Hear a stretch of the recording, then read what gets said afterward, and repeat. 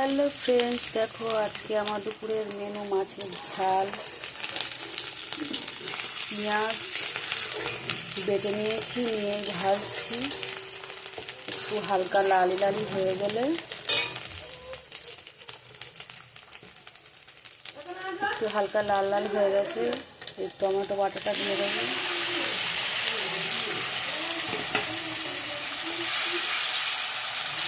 এতে নুন হলুদ দিয়ে দিয়েছি, কাঁচা লঙ্কা গোটা দিয়ে দিয়েছি চেলা করে,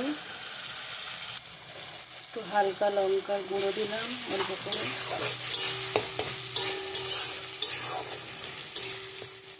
দু চারটে কাঁচা লঙ্কা দিয়েছি তো ওই জন্য অল্প লঙ্কার গুঁড়ো দিয়েছি। ঝালটা একটু অল্প যাতে হয়, বেশি ঝাল ভালো লাগে না। দেখো কেমন তেল ছেড়ে দিয়েছে। এবার ভেজে রাখা মাছগুলো এর উপরে দিয়ে দেবো, একটু কষবো ভালো করে। দেখো দেখো মাছের গায়ে থেকে তেল ছেড়ে দিয়েছে।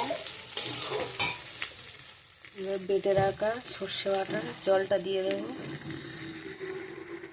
এবার তরকারিটা ঢাকা দিয়ে দেবো, ফুটলে নামিয়ে নেবো একটু ভাজা মশলা দিয়ে। এবার ভাজা মশলাটা উপর দিয়ে ছড়িয়ে দিলাম।